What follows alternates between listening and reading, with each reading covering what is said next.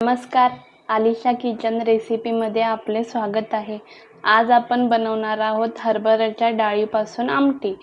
तर चला त्यासाठी लागणारं साहित्य बघूया।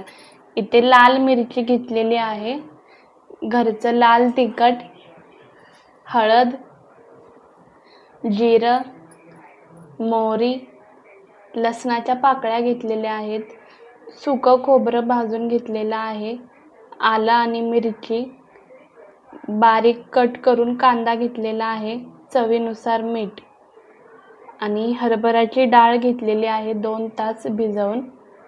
तर चला रेसिपी बघूया। आपल्याला एक वाटण करायचं आहे, त्यासाठी हरभऱ्याची डाळ भिजवून घेतली होती ती घेतले, लसणाच्या पाकळ्या, कोथिंबीर आणि मिरची हे आता मिक्सरला बारीक करून घेऊया। आपल्याला दुसरं एक वाटण करून घ्यायचं आहे, त्यासाठी कांदा, आलं, लसूण भाजून घेतलेला आहे। हे आपण दुसरं वाटण करतोय, तर त्यासाठी कांदा, लसूण, आलं हे भाजून घेतलेलं आहे, त्यातच लाल मिरची टाकायची आहे आणि आपण खोबरं सुकं भाजून घेतलं होतं ते टाकायचं आहे। हे मिक्सरला बारीक करून घ्यायचं आहे। तेल ठेवलेलं आहे आपण गरम करत, ते चांगलं गरम झालंय। आता आपण हरभऱ्याची डाळ बारीक करून घेतली होती मिक्सरला,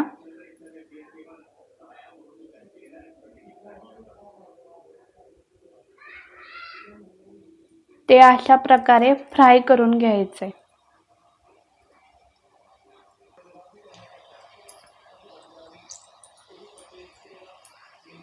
हे असं तयार करून घेतलेलं आहे, तर त्याच कढईमध्ये आपण आमटी करणार आहोत।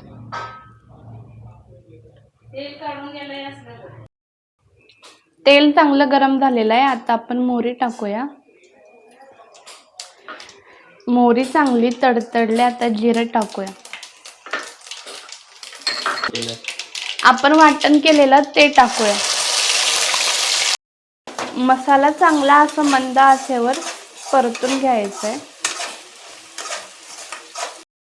आता आपण हळद टाकूया।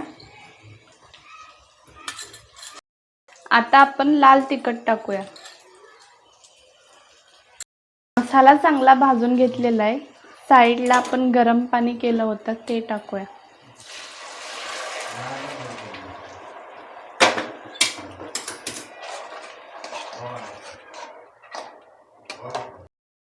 आपण मगाशी बेसनचे छोटे छोटे भजी भाजून घेतले होते तेलामध्ये, ते सोडायचे आहेत आता ह्याच्यात।